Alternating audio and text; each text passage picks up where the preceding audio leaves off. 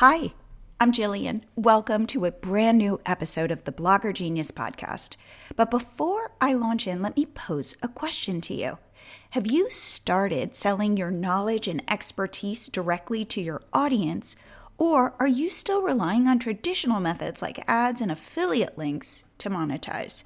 In today's rapidly changing online landscape, relying solely on these methods is a risky strategy. You need multiple income streams, and this is exactly where MiloTree Cart shines. Imagine being able to sell unlimited memberships, digital downloads, workshops, coaching, and mini courses in less than 5 minutes. Yes, you heard that right. What used to take 10 minutes is now even quicker thanks to our newly rolled out AI sales pages. They are simply magic. If this has piqued your interest, I encourage you to book a free 20-minute Zoom call with me. In this call, I'll help you craft your personalized digital product strategy and share best practices that have led others to success. We'll explore exciting new ways to think about your business. To book your call, visit milotree.com, scroll down, and you'll see my calendar and prepare to have your mind blown. Schedule your free consultation today and start diversifying your income streams. I'm excited to help you discover a whole new way to monetize. Welcome to the Blogger Genius podcast, brought to you by MiloTree. Here's your host, Jillian Leslie. Welcome back to the show. I have a very interesting episode for you today. I am interviewing my friend, Nell Foster. She is a gardener, designer, blogger, YouTuber, author, and has been gardening for over 50 years. What we are talking about today is what it's like when you have been at this for a long time and you get hit by one of the Google algorithm updates. Nell shares that at the height of her blog, which was during the pandemic when everyone was outside gardening, she had close to 1 million page views per month. And that has dropped precipitously. In fact, her traffic now is probably 1/10 of that. Nell is super open, talks about her journey, talks about what she is doing to pivot her business, including leaning heavily into selling digital products like ebooks and workshops and memberships. She shares how she stumbled into YouTube and now has over 135,000 subscribers. We talk about how if you want to stay in the game of online business, you have got to be nimble, you've got to pivot, and you've got to take it in stride. I think you're going to really like this episode. So without further delay, here is my interview with Nell Foster. Nell, welcome to the Blogger Genius podcast. Hi, Jillian. It's a pleasure to be here. So talk to me about you, your business, and gardening. And we just talked about how with age comes wisdom. So I feel like that might be a theme that we kind of roll through this episode. So you were saying you did not get the internet until you were in middle age. Until middle age, and the same with a cell phone too. I remember a friend of mine it was when I was in San Francisco, had a cell phone. It was the first one, it was the size of a shoe. It was huge. And now a cell phone is a computer. So really seen a whole lot of different changes. So how did you get into planting, the gardening, and then turn that into an online business? Well, I was born and raised on a farm. My dad was really into vegetable gardening. We had a lot of land. My grandmother was really into flower gardening. We had a greenhouse off of our house. So I just grew up with plants, and I actually studied it in college also. I'm the person who's worked in my field the whole time. And then I worked in the houseplant trade when I first graduated.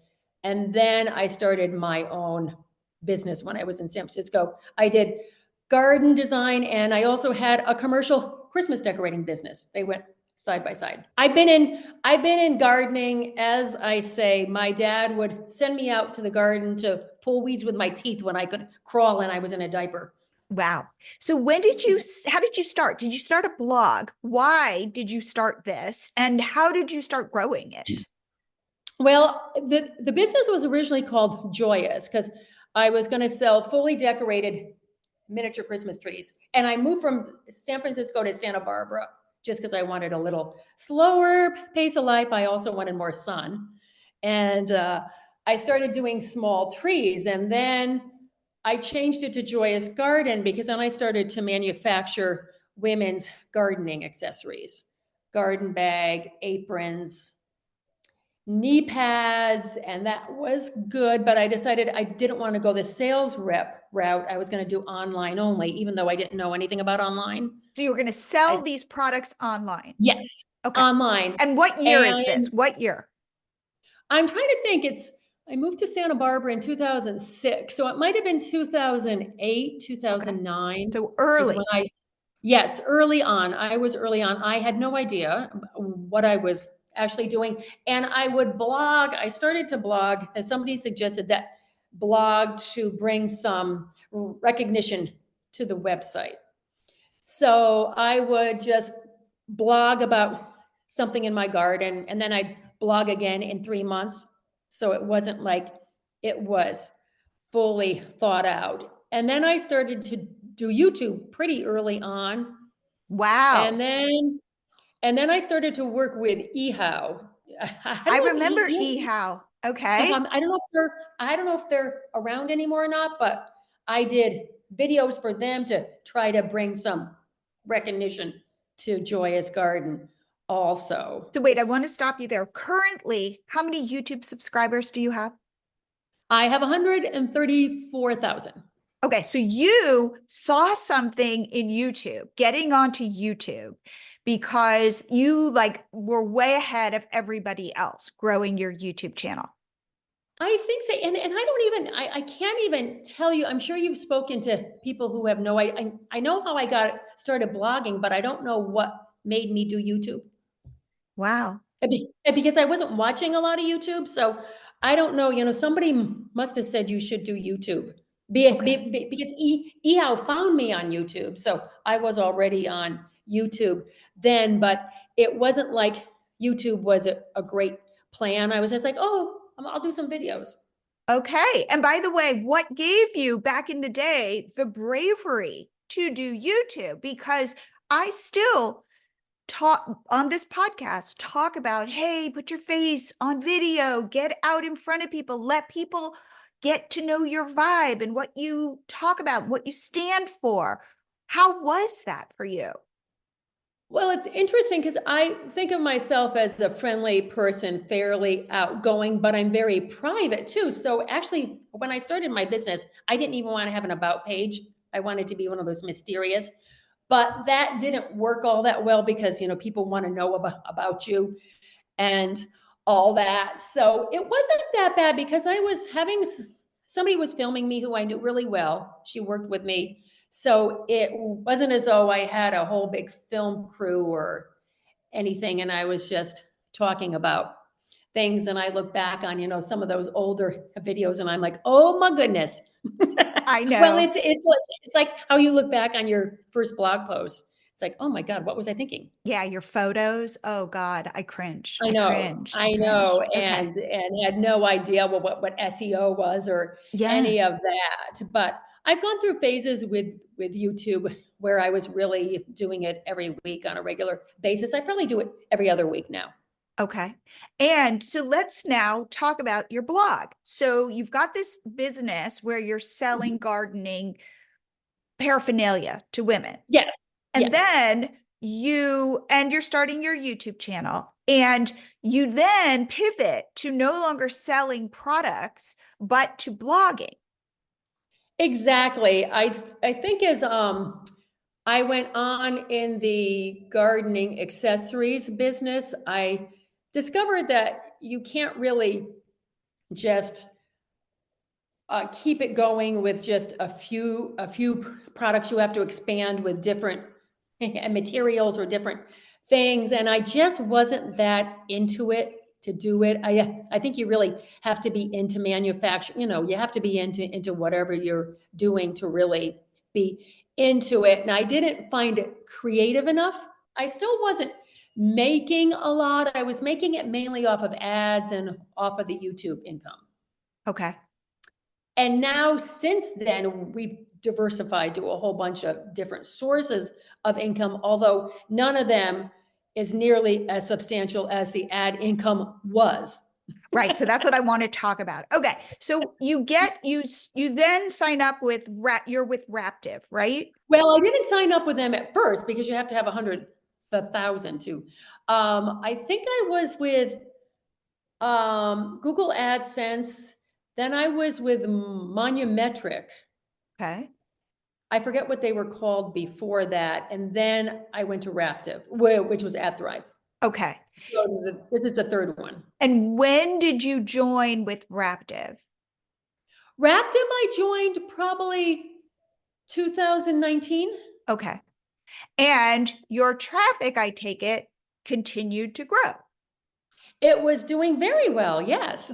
Okay. And it was doing even, I get through the pandemic, it was growing because people were home Oh, gardening. yes. It was really, really good during the it was good 2020, 2021 and into the beginning of 2022. It was really high. I mean, it's still okay now, but it was really high. I think we got to like 890,000 page views a month.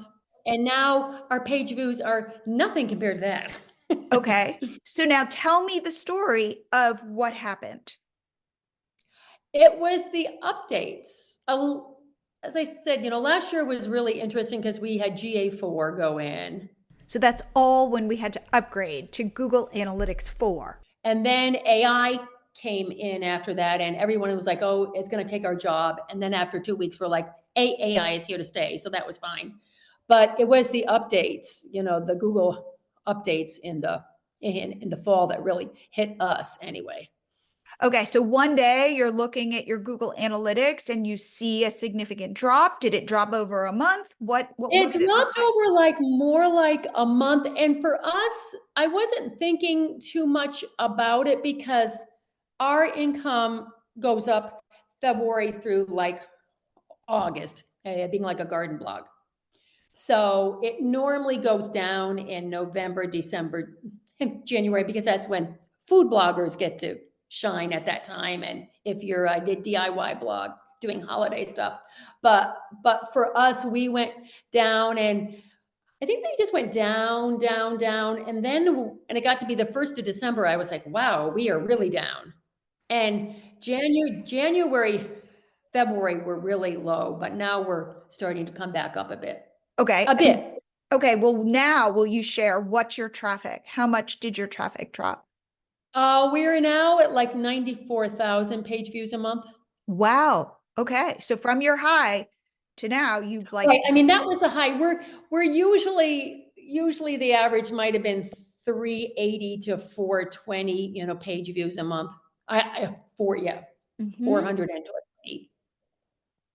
And what did That was you do? Like, did you, for example, reach out to Raptive and go, what's going on? Did you start reading about SEO and recognize, oh, there are these updates? I Like, did what is reach going out. on in your I reached out to mind? I reached out to Raptive anyway because in January, on top of everything else going on, we launched a new website. So we had to contact them. So I was talking to them about it, and they're like, "Oh yeah, the traffic is always down in January." And I was like, "Yes, but it's like really down." And they said, "Oh, the Google updates." They didn't say too much about the Google updates. So I don't know if they were just trying to be, no, keep a neutral ground on it. But I I I was sort of a little bit, I wouldn't say I was paralyzed, but I was just like, ugh, what's going on? What am I going to do in January, February? Because I'm like, it should be going up by now.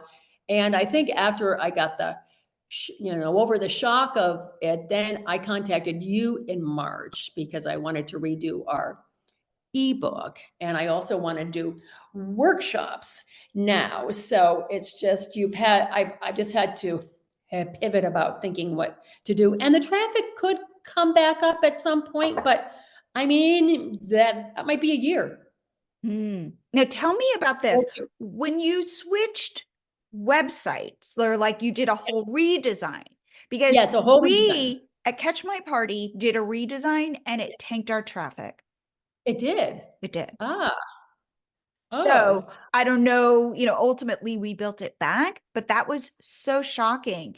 And I think it was our old site was so ugly and so like teen girl and so we thought yes. we were doing such a great job and Oh, we went photo forward and there wasn't enough text for SEO. Like we didn't know, oh, we didn't think it through.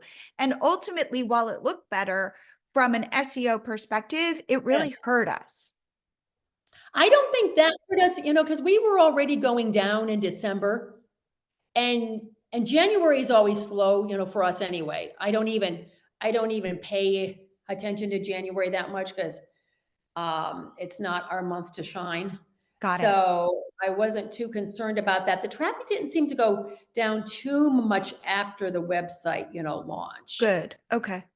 So I don't think that had anything to do with it. I mean, I just hadn't even thought about that, but So let's talk about then the book and other yes, ways. So you're monetizing via Raptive ads. You're our rapid monetizing ads are our next big source of income would be YouTube. YouTube. Okay. We work with Home Talk on, Pinterest, so we get paid by them. We Wait, go do back. videos. How do you get, who are you working with there? Home Talk? What is Home Yes. Talk? Home Talk it's a big site that has all sorts of home improvement ideas, and we Okay. work with them. So you do So sponsored work with them, sponsored we do, content? yes, yes, yes. Okay. And we do the Facebook. We do videos on Facebook, so we get a little bit of ad revenue from that. We do KDP, but we aren't going to be having KDP anymore because we now have our book through you. And then we have the Amazon Associates because we do the affiliate marketing, and we're also with LTK. Okay, my friend, that's like a lot of nice income streams. No, I get it. Yeah, Like your ad revenue has been your biggest, yes, and that taking a hit can be painful. But I yes. love how you are thinking about your business. Right. So we are diversified, but nothing brings in anything like the ad, revenue does. But Yes. the book, we launched the book to our subscribers over the weekend, and we got like 55 sales. Good job. And we just put it on the website this morning. So Good job. Good job. So let's Sony's, talk about you wrote this book when, and now you've just updated it. And tell yes, me the story of the book. wrote it back in probably, I'm really bad with the date, maybe 2011. Wow. A while ago. But the thing is that plant information does not change. It's not like it's current, there might be a fertilizer I don't use anymore, but otherwise the information is all still good. But I just wanted to go over it and add some things because I've learned a lot more being a garden blogger. And what is the book title? What is the book? Who is it for? What's it about? It's for a very beginning gardener, so they can get their houseplant gardener. It's a houseplant book. It's called Keep Your Houseplants Alive. It's just aimed at making people feel more confident, happy, stop them from wasting money on plants. Just to think about buying a plant before you just go in and purchase. I mean, if you go in and you purchase like a dish towel, it's okay because it's just going to sit there, right? But a plant you've got to keep alive, so you should know what the plant is and what the conditions it likes. So it's just really practical information. It's what plants like, what plants don't like, and then there's also 33 plants that I think are really easiest to take care of. And then we have some flowering plants in there too, and just things I've learned. I think it's Nice. 122 pages. Okay. And you So just now put it up. So you were one of our mileage cart customers. We talked about this. You've just put the PDF up, created a sales page, and you're yeah. selling it on. And how did you first sell it?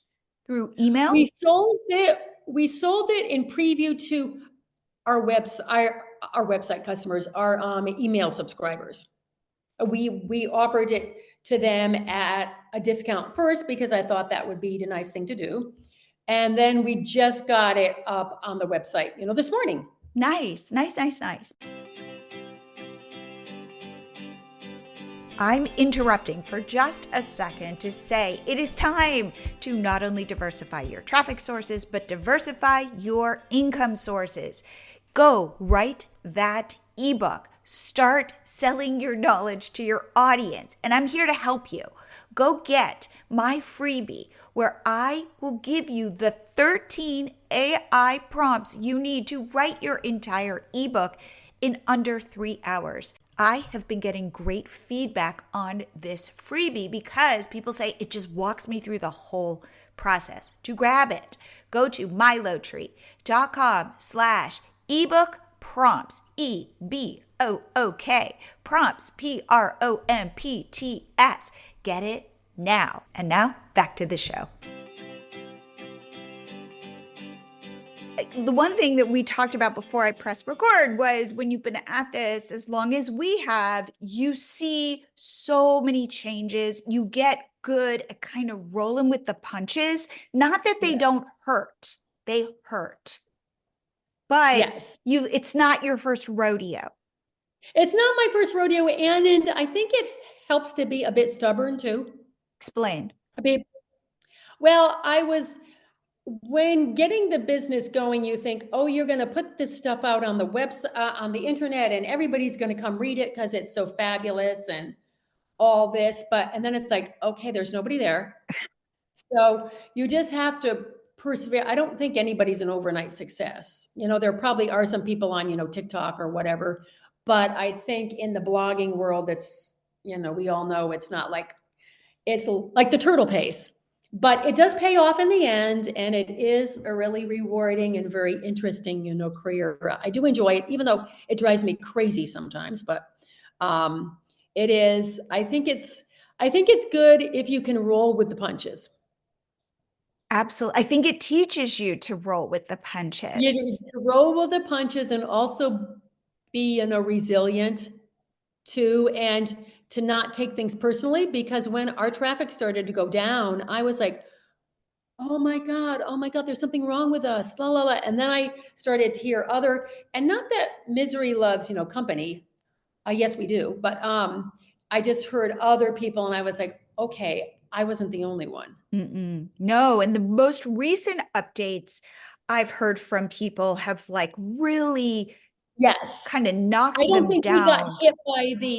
I don't think we got hit by the recent ones that much. I think ours was in the fall. Okay. Because I know that some people are really blindsided by the March one. Yeah, I think that Google now I think Google is also trying to figure stuff out. And with this advent of AI content, and there can be blogs that show up one day, they've stolen content, they go, hey, AI, rewrite all of this. And now you've got some blog, and it's really difficult for Google to go, wait, is this AI? Is this not? And they've kind of taken out swaths of bloggers trying to police AI blogs. And in the process, real blogs got taken out as well. Right. Because if you saw, I haven't been blogging. I've been blogging seriously as a career since probably 2018. But my blog's been up since 2011 or whatever. So I've been in it for a long time. So I was like, And I use a lot of I in my blogs too. That's interesting. I'm not vague, and I'll say, oh, I grew up in New England and I grew this here and I grew it on the coast of California. And now I live in the Arizona desert. So I'm growing this here and I can compare how it grows. So I have a lot of my experience I'm putting into things too. So, and we use all of our own photos. How much more original can you get, right? Yeah. So I would say, from what I'm learning, and I have a new blog post, a new podcast episode going live soon from another SEO expert, that what you're doing, being personal, sharing information that only you have, that isn't just regurgitated from other blogs or AI, like you will win in the end. Plus, Yes. having a YouTube channel, which is also owned by Google, there's like Yes. I'm going to call it juice that you Yes. get from being on multiple platforms. Exactly. And that's why I said next year it might all work itself out a bit. I don't know if we'll ever be back up, but I think because our content is so like original and we use every once in a while, we use the stock photo because we've aligned with some growers so we can get some pictures from them, which we always give credit to. But like 96%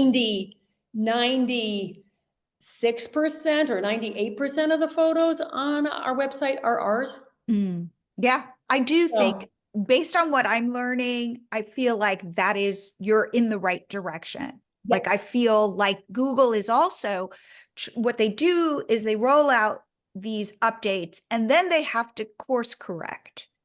yes, yes. I And just had somebody tell me that this morning. and That's you doing so. continuing to put out new Yeah. content is also really good because you can rank for the new pieces as well.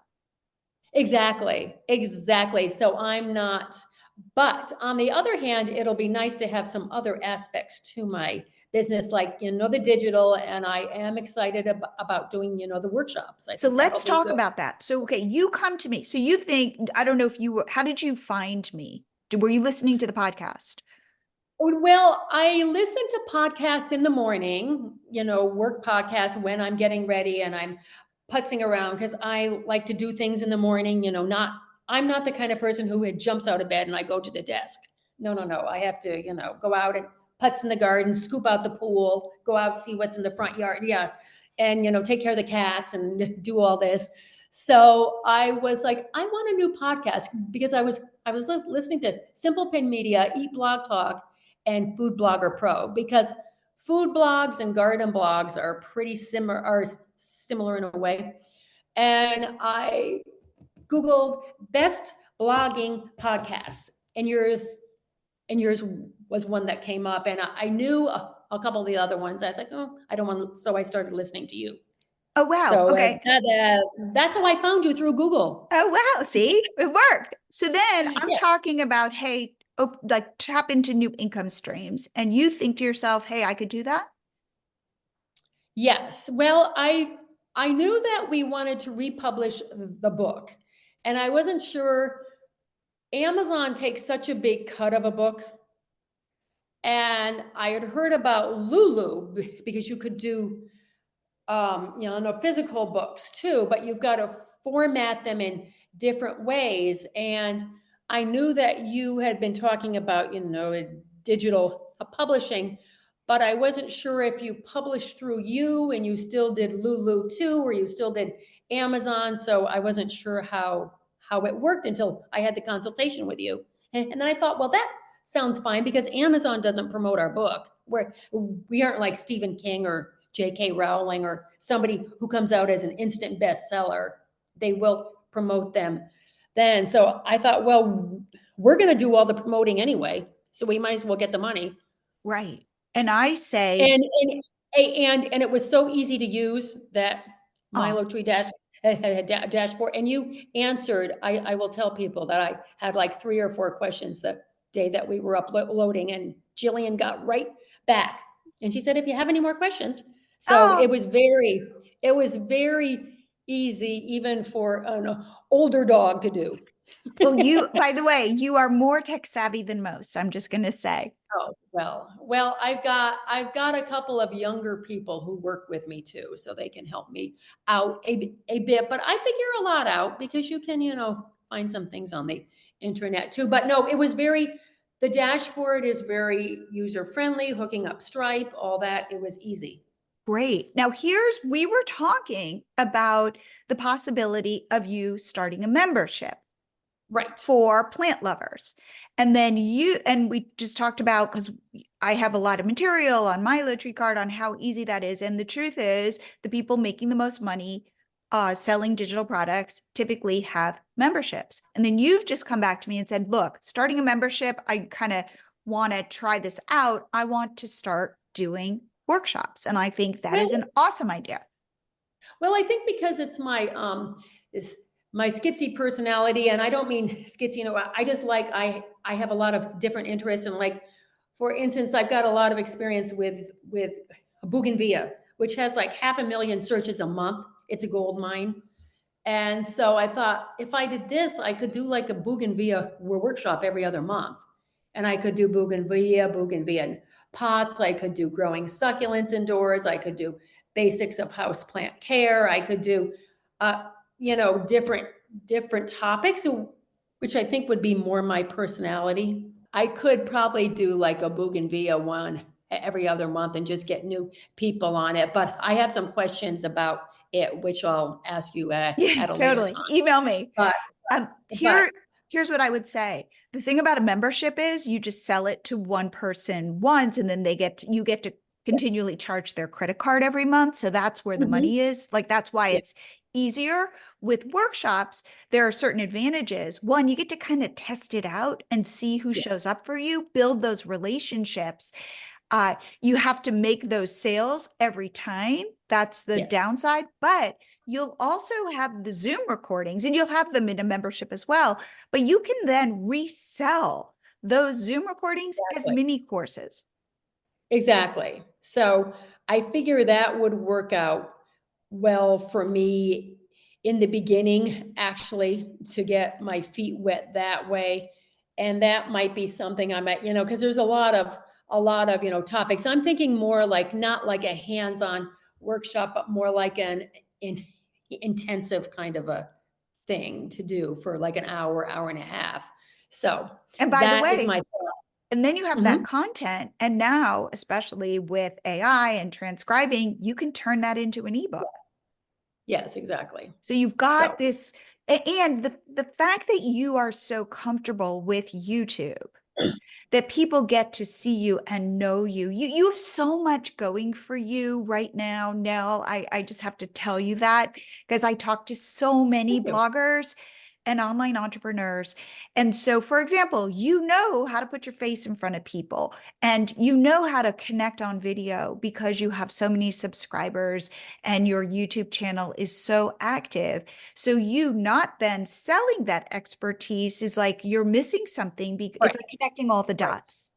So it is comfortable for me. I mean, if I had a whole crew here and I had to do that, but if I'm just filming myself or I have one person here, it's very easy for me to do. And now that I get pretty much the same people commenting on every video. So I know the names there. I actually turned off comments on my blog because I was getting so many and the questions were so long. It was taking me so long to read the comments. I was like, I can't do this. We were just getting so many. So, but I know I can, that's the place that I can connect with people. Yeah. Yeah. So, So I get on calls with people who are bloggers. And let's say they figured out something like food blogging and they have understood SEO and keyword research. And then they want to kind of do what they've been doing, but yet then their traffic gets hit. And I say, okay, now it's time to pivot. Now it's time to step outside of your blog, welcome people into your blog, but you're now the face. And people do not like it when I say that. I get a ton of pushback. And I say it's about how you are different from the other, say, food blogs in whatever niche. It's no longer just people coming to this fate, like how you didn't want an about page. Now it is right, right. all about the about page. Exactly. It's like, Exactly. why And would I trust you, Nell? Oh, because I see you on YouTube every week, or I see that you are real and I like what you put out there and your plants are so healthy. I want to learn from you. yes, exactly. So I figure that's a good place to advertise because a lot of people. So the thing with doing the workshops is because we have the subscribers, we have email subscribers, we have YouTube, we have, Facebook. Instagram, we're not that big on. It's not our big thing. I don't do TikTok. I do YouTube shorts Hmm. because the audience on the shorts is different than the audience on the long forms. So Now, I do both on YouTube. How have you grown? And can I ask how big your email list is and how you've grown it? We're 18,000, That's amazing. which I don't know if that's that much. I mean, I don't honestly, in before COVID, I would go to some, no conventions and things, but we really didn't talk traffic all that much or how many subscribers we had. And now it's kind of changed because SEO's gotten really big and that. So I don't know if 18,000 is a lot because I don't know that many bloggers now. Yeah. Well, what I will say is I look at your business from where I'm sitting and I see opportunities all over the place because your Mhm. email list is where you can make sales. That's the Yes. closest you get to people, although I don't know on YouTube because you have that close relationship, but email is Yes. amazing at making sales. So how do you get people? How have you grown it to 18,000? We, um, I think it's just by blogging on probably a regular basis. We offer a couple of handouts when people sign up we will talk about it. I've got to sign up in YouTube. I don't know how many people go from there, but every one once in a while we'll mention it on Facebook, but it's mainly off of the blog. Interesting. Because I feel Yeah. like that is a gold mine for you that you haven't even yet mined in a way for sales. Well, I think too, like when I was first starting out, we didn't even have a newsletter at all. And then we got one, and I think we were sending it once a month. And then we started sending it two times a month, and now we send it every Thursday. Now, is the intention of your newsletter to build community, to drive traffic to your blog? Ultimately, it's again a great sales vehicle. When you are writing your newsletters, what's your intention? I I think it's to bring intention to the blog, but I also like the idea of people who are interested in what we are offering to build that community. But if they were on the blog, that's how they sign up, Right. most of them. But I mean, The great are you doing it to get traffic? Are you doing it to Yes, get yes, eyeballs on yes, YouTube? Like, are you yes. highlighting? Yes. Because we send out our newsletter is typically 2 blog posts, and it might be an old one and a new one because there's new subscribers all the time. And then we'll do a short or a long form video. We'll do a pin so it draws people to all the different things we have. And then we have a little band at the bottom that has 3 of our favorite things we offer through LTK, and we change that every month. Got And it. now the book will be on there every now and then too. So it's just basically to bring some traffic to the blog and because some people may not even know we have a YouTube channel. So we always do a short or a long form video on there too. And then, no, we have the LTK band. So we're trying to, I think we're just trying to make people aware of everything we offer and do. Now, when you talk about who's on your team? Miranda is on my team. She's in Tennessee. She's a virtual assistant. Cassie is here in Tucson. So there's 2. And then we have Grayson with iMark, who is the one that watches the website, Got it. the, and the guard dog. And that's basically the team. Okay. And are they full time? And me. Oh, and then Lauren is in Maine, and she writes articles every month. Got it. Okay. Wow. So Well, that's a nice team you've got. yes, yes. Everybody has their things, and they're all independent contractors. Great. So now, as you look forward in your business, where do you feel yourself wanting to go? In terms of the law, I think it's hard to know now because, as we know, it's like, I would like to see doing more like the custom things, the workshops, and we started a book on um, indoor succulent care, and it's like, 60% done. And now I'm like, well, we've already get this book published, so now we can get the next one. I'll start on that one probably in August, getting that wrapped up and out too. So I see going more that way. I don't know if I have I mean, I just kind of go year by year. And because I could have had a grand plan, last year, and it would have been bye-bye this year. Yeah, it's that, the thing is like the best way to make God laugh is tell him your plans. I feel that way very much in terms of being an online entrepreneur. I think I Yes. hold my like 1 to 3 month plan more tightly than say my Yeah. year plan. I think that's a good idea now because we just don't know what's and I mean next year the Google traffic might be back up. We don't know. Right. I Right. mean, that's the thing about this, business we've learned is that we don't know. Well, Nell, I have to say that I am super excited to watch this new path that you want to go down in terms of workshops and even more digital downloads, potentially Yes. a membership, and also two things. One, how to repurpose creatively, how to bundle stuff, how to take something and sell it as a video or sell it as an ebook, that kind of thing, like getting really um bold in terms of what you're putting out there and also leaning into selling stuff through your email list, through your YouTube channel, through your blog. I think those are just through Facebook, such rich ways. Like you've got access to an audience that is Yes. incredible. Like they're right Yes. there for the taking. I And don't we've mean also we also have pretty good monthly views on, Pinterest too, which we'll put absolutely. out pins too. So, Absolutely. So, okay, now somebody wants to first reach out to you to ask you questions. How should they do that? And how should they find your content? Like where do you send people? our website is our main hub, joyousgarden.com, because we all know we own our websites, right? So that's where everything is. All our social media is on there. But I think social media all the way across the board.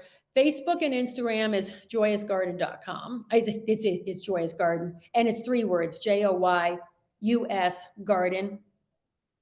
And Pinterest and YouTube, I don't really consider. Do you consider them social media? I don't consider them. I think Are they of them considered more as social? like search engines, but yeah. I do too. I don't think of them as social media, but on them we're Joyous Garden also. Okay. And you can easily find the YouTube channel off of the website too. There's a big band in the middle of the website that says "Watch on YouTube." So, Well, I love how you have been so transparent, sharing your journey, your ups and oh your yes. downs. And I have to just say, I'm so happy to have you as my friend and for you to come on the show. So thank you. Well, it has been a pleasure getting to know you, and you really are responsive and as cheery as you sound on the podcast too. But it Oh, is thank you. and as we were saying before we got on, it is a ride. So if you're gonna do it, put your seatbelt on. Hold on tight. Absolutely. Well, Hold on tight because you're gonna be. But I was like, I'll just have to say I was so frustrated in January and February because I wanted to keep the business because here's a business you worked up, right? And it was doing well, and then yeah, and so I was like, I'm not going to give this up, but it was just so frustrating. But now I'm feeling a lot better. absolutely. Well, I hope to be part of your success, truly, and Oh, help I'm guide sure. you. Well, you are. So, well, again, You are because we found Milo tree card. I really appreciate you saying that. Thank you so No, much. and it's very easy to sell other things on there because I never would have thought about doing a workshop because they just seem so. How do you set it up? How do you do it? You have to have all this stuff, but it's been easy so far. So I will I will keep you informed about what's going on. Awesome. Well, again, thank you for coming on the show. Oh, it was a pleasure to talk to you as always. I hope you guys like this episode. I find Nell to be such a breath of fresh air. I appreciate her honesty, her wisdom, and her ingenuity. She is somebody who embraces change. And I think that is the attitude that I really try to hold onto, especially now, because I see things speeding up.